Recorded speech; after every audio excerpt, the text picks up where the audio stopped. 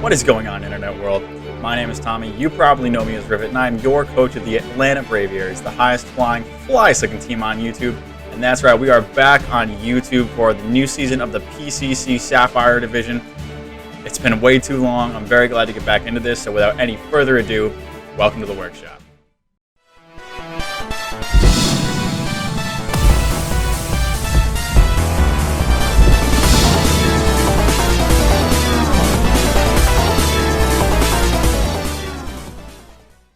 Alrighty guys, we are here breaking down our draft for the newest season of the PCC Sapphire division. If you remember one of the last times that I was on YouTube, we played in the PCC and things didn't exactly go to plan. It was a very interesting season, but we are back at it with a brand new team, a lot of familiar faces and some new coaches as well, so I'm very excited for this season. A couple things about the PCC before we kick off this draft analysis. It is a 12-man tier-based system, so it's a little bit different. Tierings were fairly interesting. You know, the top tier was made a little bit more restrictive, that being the S tier. So you got one S tier mon, two of A through D tier, and then three E tier mons. And so going into this, I had the 10th pick in the draft, I believe. And so, like I said, S tier was pretty restrictive, which means a lot of good stuff was bumped down to A tier. So my plan, especially if I got a lower pick in the order like I ended up getting, was to grab a really strong A tier, hopefully pair that with another strong A tier, and then wait till later to grab my S tier. Because since there were only 12 coaches, you only get one S tier, so there was still going to be a whole lot of good stuff left in that S tier at the end of the draft. So as you'll see, that's what I decided to do. So there were a bunch of good things in A tier that I was considering getting. You know, a couple of the Tapus were in there, a bunch of strong stuff, Jirachi, Heatran, but I definitely wanted to lock down my steel. But I didn't go either of those routes. So with the first pick of the draft, the Atlanta Braviaries picked up Aegislash Akuo. I'm pretty sure the last time I used Aegislash on YouTube, I butchered the name, so I am very sorry to the Greek Isles, but Aegislash is back, rocking Steel and Ghost type with the stance changeability, an absolutely monstrous stat distribution. You know, we see the shield form right here. We got 140 in both defenses with an absolutely great defensive typing and Steel and Ghost, as I said. With the stance changeability, like I said, it's able to switch between massive defenses and massive offenses into the blade form, with Ghost and Steel being an amazing offensive dual stab with great coverage moves and stuff like close combat. It's various ways to set up with Autotomize, Sword Stance. You can run Weakness Policy very well in conjunction with King Shield. You can run bulkier sets with Sub, King Shield, Toxic, a bunch of good stuff. You can Iron Defense. You get great moves on both the physical and special side. You can run Shadow Ball, Flash Cannon, moves like that, Air Slash as well. Or you can run physical moves, Close Combat, Iron Head, Gyro Ball, Shadow Sneak, Shadow Claw. It just gets a bunch of great moves, and it's a really good place to start our draft. Kicking off our Fairy Dragon Steel Core and giving a really good typing and Ghost. So moving to my next pick, I definitely wanted something to complement Aegislash. I wanted something to keep moving towards our Fairy Dragon Steel Core. And if you've known me recently playing offline or off YouTube, I've kind of been using, you know, one mon like a crutch constantly. But, you know, back at it again, we are rocking with Tapu Fini, Moonstruck Blossom, one of my favorite mons, water and fairy type with the Misty Surge ability and great stats all around. This is just a great piece for any team, I believe. It's one of the most versatile mons in my opinion, with one of the best typings in the game in water and fairy, and very versatile stat distribution. It's got great defenses at 115 and 130 respectively, and it's also got very solid offensive potential as well, with base 95 special attack, not being fantastic, but it's definitely something, and then 85 speed. It can run a billion different things. It can run choice specs and scarf sets with a great dual stab and Hydro Pump and Moon Blast. It does get solid coverage and stuff like Ice Beam and Grass Knot as well. It can run just pure defensive sets, you know, with leftovers or Rocky Helmet and stuff like Scald. It can run supportive sets with Taunt, Knockoff, Defog. It can run Calm Mind sets as well with Iron Defense, Stored Power, Draining Kiss. It just gets a ton of different stuff. You got to prep for Fini. If you get it wrong, you know, you're expecting, you know, defensive Fini and I run offensive Calm Mind, or, you know, Dual Dance with Stored Power and Draining Kiss. It just does a whole bunch of stuff. And like I said, I've been using Fini, you know, somewhat religiously lately, so I definitely have a good handle on what I'm doing with Tapu Fini. You know, maybe if I'm being cheeky, I'll run Telepathy. I did do that recently instead of Misty Surge, but Misty Surge is just such a great ability to help out the rest of the team. It makes my own status a little bit weaker, but it does provide some great opportunities for stuff like Aegislash. You know, if I want to run a Swords Dance or Autotomize set without the fear of a Scald Burn, that's super duper cool. And just, you know, general things that don't like Toxic. You know, Fini included, other pieces of the team that I might add. You know, having that temporary immunity to Toxic and other status is always great. So definitely glad to have Blossom on the team again. And, you know, it's just such a good mon, and it moves us that bit closer to our Fairy Dragon Steel Core. So moving into the next pick, you know, I just grabbed both my A tiers, and then I wanted to, you know, dip into the B tiers. Like I said, I wanted to wait on my S tier. And there was one B tier pick that I really didn't think had any business being there. It's very, very strong for B tier. So with my next pick, I decided to go with Thunderous, the Incarnate form. We got Musicality 2, an incredibly offensive electric and flying type with the Prankster and Defiant abilities. Thunderous is a really solid offensive threat. It doesn't really get any flying stab, which is mediocre, but it's a great electric type thanks to its access to Nasty Plot and a really solid coverage move pool. It's Thunderbolt and Volt Switch for electric stab, and then great coverage moves in Grass Knot, Focus Blast, Dark Pulse, Psychic, Sludge Wave. It just gets a ton of stuff. It can U-turn as well, so I don't have to rely on Volt Switch for pivoting, and it also gets really solid supporting moves and knockoff, defog. It gets a bunch of Prankster shenanigans, Thunder Wave, and various other things. It does have pretty solid physical attack as well at 115, so it can run moves like Wild Charge, Superpower, Knockoff, like I said. It can run bulk up sets, which is really cool. So again, a very versatile offensive threat. Gives me a really solid special wall breaker straight out of the gate, and also a really reliable defogger, which I really enjoy just because, if there's a really big spike setter or stealth rock setter, having Prankster defog running around makes me, essentially always I'll be able to get rid of those hazards for other stuff like Feeny or Aegis Slash or anything of the sort. So very excited to use Thunderous this season. I really have high hopes for it. So moving into my next pick, there were only 2 other coaches that didn't have their S tiers yet, and we kind of like made a little alliance. We're like, all right, let's not snipe each other. Let's figure out what we're going for. And so unfortunately, me and Tempest, as you might remember, Tempest is a great battler. We both had our eyes on the same thing, and so I wanted Mega Lopunny essentially. I had a really good plan based off of Mega Lopunny. But I felt like being a little bit nice, so I decided to let Tempest have Mega Lopunny. So this is where my draft kind of went, a little awry. I had to, make a whole new thing on the fly, essentially, with the pieces I already had. So with my next pick, I decided to grab something. I dropped down to C tier, which I thought was, again, a very strong C tier. It gave me a little bit more pivoting options, which I really liked. And it worked really well with the S tier that I had in mind that you'll see at the end of the draft. So with my next pick over in C tier, I decided to grab Mega BEEDRILL, Euthanasia the Mega BEEDRILL. He was a great member of our RSL squad back in the day, if you remember that, if you were there for it. But Mega BEEDRILL is an absolutely insane glass cannon, 150 attack, 145 speed with the adaptability ability. This thing is a monstrous pivot. Adaptability U-turns hit like a truck if you don't resist it. Poison Jab is a great secondary stab move that thrashes fairies that some things don't want to deal with. It doesn't have any bulk at all, essentially, but, it does what it does very well. Comes in, pivots out, smashes some stuff in the process. It does get pretty solid coverage moves and stuff like Drill Run and Knockoff. It can run Swords Dance, which is something you have to worry about, and other moves like Fell Stinger can be pretty cheesy as well. It does get Toxic Spikes. It gets Tailwind to set up on, something like a Protect Mon. If there's something like a Vaporeon, I can set up, Toxic Spikes or a Tailwind or something else with the Sword on a Protect. So Euthanasia, definitely a little bit one-dimensional, but I'm very excited for the role it's going to play on the team. Pivots into stuff like Feeny and Aegis Slash very well, and just punishes bulky fairies, which is great, so I don't necessarily have to, count on a wall-breaking Aegis Slash to smash through something like a Sylveon later in the draft. So very happy about Mega BEEDRILL, and I'm hoping it does good work like it did last time. Moving into my next pick, I really decided that I needed to grab something with hazards, because at this point I didn't really have, I didn't have any hazards at all, and the direction that my draft was going with Thunderous and BEEDRILL, I needed some sort of hazard setting capacity so that, they could, force chip and stuff like that.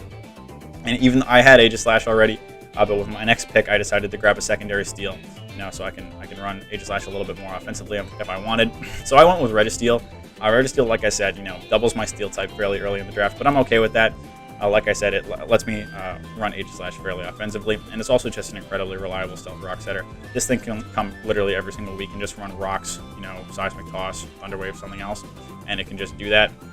At base, 80 HP and 150 in both defenses. This thing is just ungodly bulky. Rest Talk sets, just it lives forever. Resto, Chesto, a bunch of other things. It can Iron Defense and Body Press, so it's less passive than it usually is. I'm not super keen on doubling the steal so early in the draft, and it is another piece that sits fairly close to Aegis Slash. But like I said, I absolutely needed the stealth rocks, and I just needed a defensive steal is always good to let Aegis run some other funky stuff. Moving to my next pick, like I said, I was still lacking a little bit of general hazard control, and I wanted some speed as well. Mega BEEDRILL is definitely really fast. It's a great speed peak, but it can't run Scarf obviously, and it definitely doesn't want to come to every game. So I wanted some more hazards control, and I wanted another fast mon. So I decided to go with Talonflame, Fire of the Talonflame. Again, another past member of an SDF team that I used. This thing is great. It's a really versatile piece with a great speed tier at 126.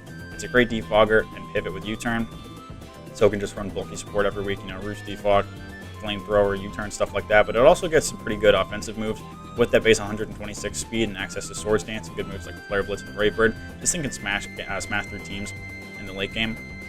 which is an option I really enjoy. It can run specially offensive sets as well. 74 special attack isn't phenomenal, but big moves like Fire Blast and Hurricane, they do hurt. It gets other good supporting moves such as Will-O-Wisp as well.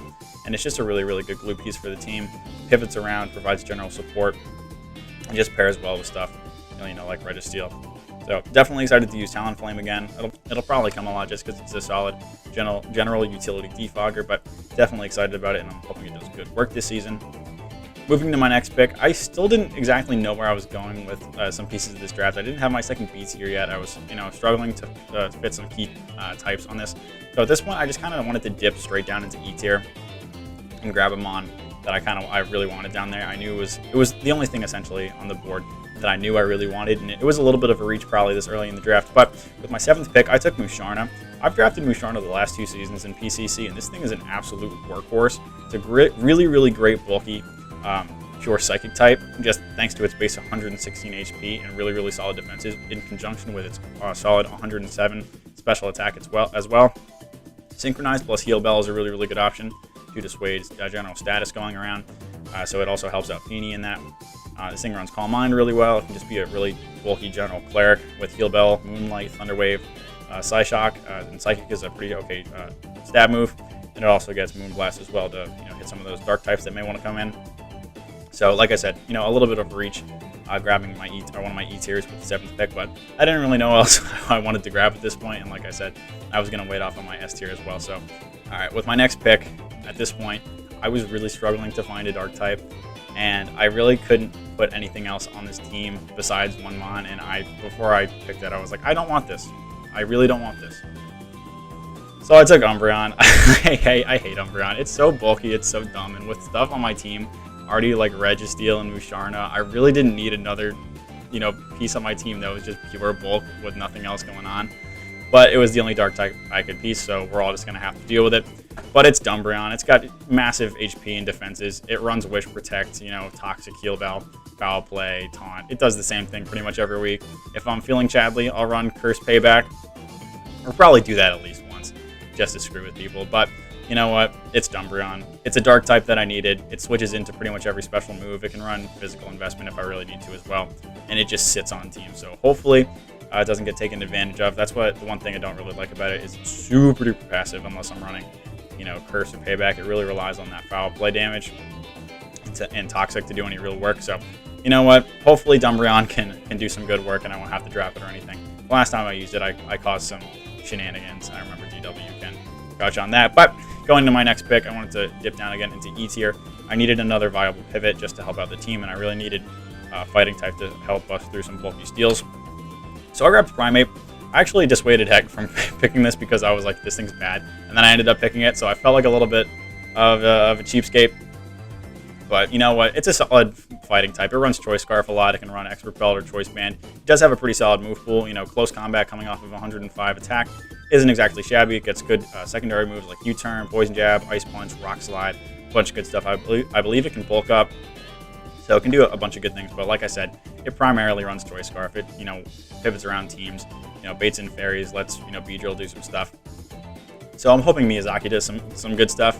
I'm not sure how much I'll bring it just because it is a crappy little fighting type. But I was considering something else like Sock maybe, but I really needed the U-Turn and I needed the speed tier. So hopefully it does some good work. Going to my next pick, I didn't have my second D tier yet, and I really was still lacking in some hazard potential. I had a Registeel, which was okay, and that was essentially it.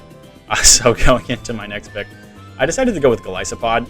Golisopod is a really, really cool mon. Huge attack and defense at 125 and 140, and it does double 2 of the types I've got already in Water and Bug. But this thing is a really, really, really cool piece. It's a great offensive and defensive spiker, I guess, with good moves such as First Impression and Aqua Jet for priority. Get Swords Dance, Liquidation, and Leech Life is a pretty solid dual stab. It does get other good moves such as Knock Off and Close Combat, as well as Drill Run. And it does a bunch of good stuff. Emergency Exit can be useful, maybe if I play it really, really smartly, but otherwise, it is a general hindrance. It's going to run Boots pretty much every single week.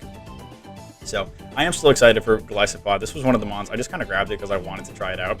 I did like the spiking option quite a bit just to relieve some pressure from Registeel if it couldn't come for 1 week or I wanted to run, Iron Defense Body Press and I didn't want to run Stealth Rock. So really liking Golisopod and I hope he does some good work. Going to my next pick, This was going to be my last E tier. I didn't have a grass type yet. There were a couple things I was considering, you know, Credilli maybe. But I needed something to help deal with, you know, water grounds. So I took Meganium. Again, Meganium kind of sucks. But it was an E tier. It was a grass type. It's bulky enough. It gets grass moves in like Earthquake, and I'm pretty sure that's it. Synthesis for recovery. Maybe it gets Aromatherapy, but I have 2 other clerics at this point. So Meganium's here to be a grass type and to sit on something, you know, like Seismitoad or Quagsire or whatever. So maybe I'll bring Meganium. Maybe I won't. Genesis, you know, it's a team filler at this point. But, you know, I was just trying to get through this pick so I could get to my 12th pick for the S tier. And, you know, if you look at the team comp, I'm missing a couple of very important typings. And grabbing this in the last round is kind of wild because it's definitely one of like the top 5 mons in draft, probably with some stuff banned. So with my last pick, we took Garchomp, Terabyte the Garchomp, looking extra super great as a round 12th pick. An absolutely monstrous dragon and ground type with the rough skin ability. This thing does everything and it's an absolute beast. Earthquakes coming off this thing, just not a whole lot of stuff switches into it. And it's got pretty solid coverage and Outrage and Scale Shot as secondary dual stab with other moves like Fire Blast, you know, Fire Fang, and other good coverage moves like Poison Jab, and Iron Head to hit bulky fairies. It's a monstrous setup threat with Swords Dance and Scale Shot. It can run subsets, you know, with Toxic. It can run Rocky Helmet, Rough Skin defensive sets. It can set Stealth Rocks and Phase with Roar and Dragon Tail. It does just a whole bunch of stuff. It fits so many things. It does have that big ice weakness, but with stuff, you know, like Feeny and Aegislash and Registeel running around, I have some good options to dissuade Ice Spam. But I'm really looking forward to Garchomp over here. I've used it a couple times in the past. It's definitely a blast, and it's just something you have to prepare for so hard. You know, just something like Life Orb, Swords Dance, Scale Shot, Earthquake, you know, running through your team in the late game. You got to prep hard for that every single week, otherwise you just lose to it. So I'm definitely looking forward to using Garchomp. I'm hoping I can run some, you know, some funny sets, so I'm not just running the basic stuff every week, because it is definitely super cool with a great typing and stat distribution. So that is the team that we are rocking with for this season of the PCC. If you are stoked for the Atlanta Braviaries to be back on YouTube, leave some love down on that like button below. Subscribe if you guys are new. Like I said, it's been a billion years since, you know, I've been on here, but I am so stoked to be back.